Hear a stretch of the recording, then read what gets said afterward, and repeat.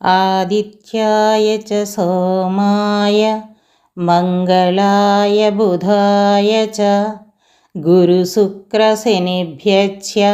రాహవే కేతవే నమః.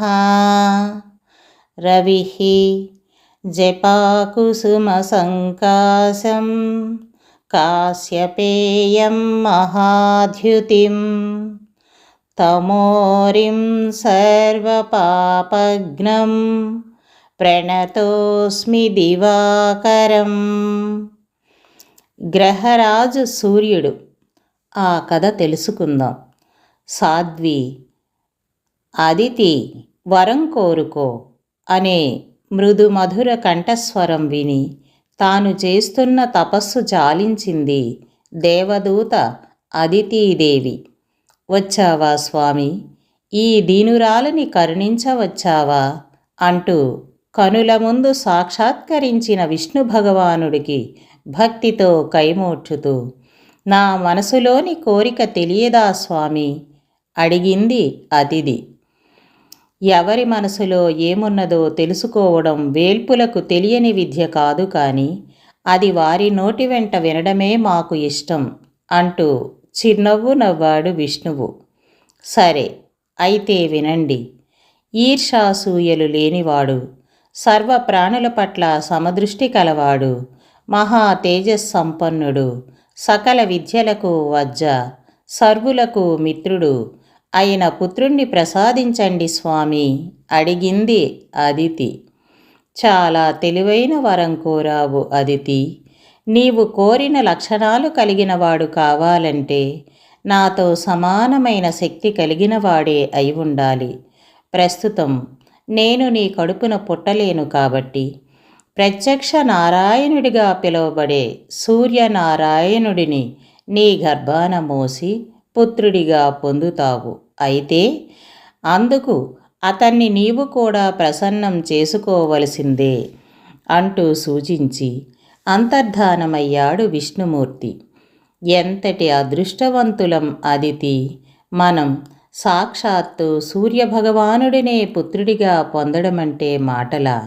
నీవు వెంటనే తపస్సు ప్రారంభించాలి మరి, తొందర పెట్టాడు అదితి భర్త కశ్యపుడు. పతిదేవుడు చెప్పిన మాట ప్రకారం ఆయన నిర్ణయించిన ముహూర్తంలోనే తదేక దీక్షతో సూర్యారాధన ప్రారంభించింది అదితి. ఆమె తపస్సు ఫలించింది. అనతి కాలంలోనే మాతా, నేను వచ్చేశాను, ఇక నీ తపస్సు చాలించు తల్లి అన్న సూర్యభగవానుడి వాక్కులతో కనులు తెరిచింది అదితి. విచ్చేశావా తండ్రి, నా గర్భాన జనించడానికి ఆకాశం నుంచి ఆవిర్భవించావా భానుమూర్తి అంటూ భక్తి పారవస్యంతో పలికిన అదితి మాటలకు మారుగా నీ దీక్షా తరంగాలు నన్ను పట్టి నీ ముందుకు రప్పించాయి మాత. నీ స్తన్యపానం చేసి మరింత తుష్టితో పుష్టితో నా ప్రకాశాన్ని 10,000 రెట్లు పెంచుకోవడానికి నేను నీ పవిత్ర గర్భవాసం చేయవచ్చాను అంటూ సూర్యుడు ఆమె గర్భాన ప్రవేశించాడు. చూస్తుండగానే అదితికి 9 మాసాలు నిండాయి.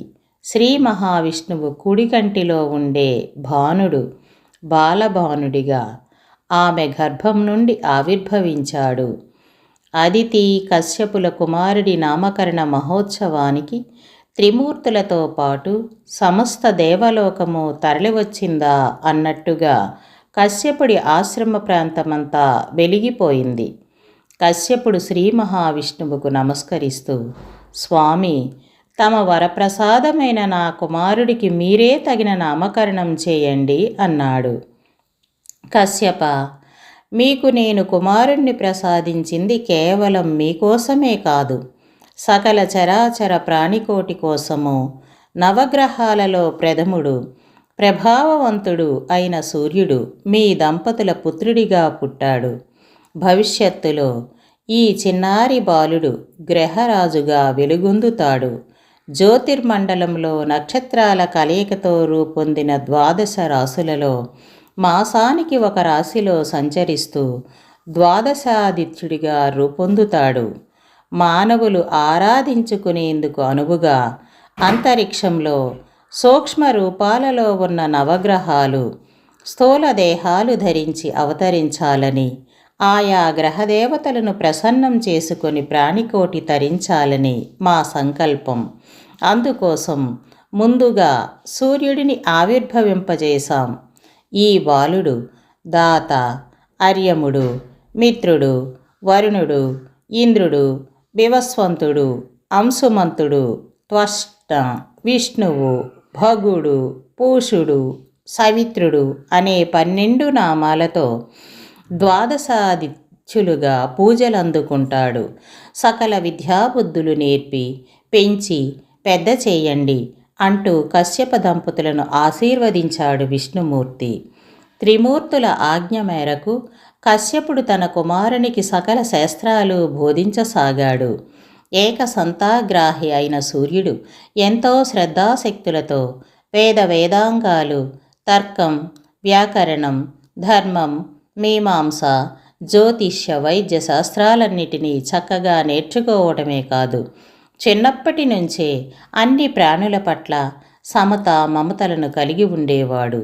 ఎంతటి అస్వస్థతతో ఉన్నవారైనా సరే సూర్యుడు సమీపానికి రాగానే వారికి తెలియకుండానే సంపూర్ణ స్వస్థత చేకూరేది. ఆశ్రమంలో ఉన్న పూల చెట్లకున్న మొగ్గలు సూర్యుడి స్పర్శ తగలగానే విచ్చుకునేవి. సకల విద్యా పారంగతుడైన సూర్యుడు యువకుడై అద్వితీయమైన తేజస్సుతో అలరారుతూ ఉన్నాడు. అతడిని త్రిమూర్తులు తాము ముందే చెప్పినట్లుగా నవగ్రహాలలో ప్రథముడుగా నియమించారు. గ్రహరాజైన సూర్యుడు పెద్దలు సూచించిన విధంగా దేవశిల్పి విశ్వకర్మ కుమార్తె సౌశీల్యవతి చక్కటి చొక్క అయిన సంజ్ఞాదేవిని పరిణయమాడారు. వారికి వైవస్వతుడు, యముడు, యమి అనే సంతానం జన్మించారు. తరువాత కొన్ని కారణాల వల్ల సంజ్ఞ సూర్యుడి తేజస్సును భరించలేక తన స్థానంలో తన నీడకు ప్రాణం పోసి వెళ్ళిపోవడంతో ఛాయాసూర్యులకు శనైశ్చరుడు, సావర్ణి, తపతి జన్మించారు. సూర్యుడి పుత్రుడైన వైవస్వతుడు మనువుగా పదవిని అలంకరించాడు. మరో పుత్రుడు శని కూడా నవగ్రహాలలో ఒకనిగా నియమితుడయ్యాడు. యముడు అష్టదిక్పాలకులలో ఒకరిగా పదవిని అలంకరించాడు. తపతి నదిగా రూపాంతరం చెందింది. సూర్యుడు మిక్కిలి ప్రభావవంతమైన గ్రహం. చర్మవ్యాధులు, నేత్రవ్యాధులు ఉన్నవారు సూర్యభగవానుని అర్చించడం పరిపాటి. జాతకంలో సూర్యగ్రహ అనుకూలత కోసం ఆదివారం నాడు గోధుమలను, నారింజ రంగు వస్త్రాలను దానం చేయాలి. ఉంగరంలో కెంపును ధరించాలి. తండ్రిని, పితృ సంబంధమైన వారిని ఆదరించాలి. ఆదిత్య హృదయం లేదా సూర్యాష్టకాన్ని నిత్యం పఠించాలి. ఓం మిత్రరవి సూర్య భాను ఖగపూష్ణ హిరణ్యగర్భమరీచి ఆదిత్య సవితృ అర్క భాస్కరాభ్యో నమః. ప్రార్థనపూర్వక నమస్కారాన్ సమర్పయామి. సర్వే జనా సుఖినో భవంతు. లోకా సమస్తా సుఖినో భవంతు. విశ్వభారతీయం యూట్యూబ్ ఛానల్ని సబ్స్క్రైబ్ చేయండి, లైక్ చేయండి, షేర్ చేయండి, కామెంట్ చేయటం మర్చిపోకండి. ఓం శాంతి.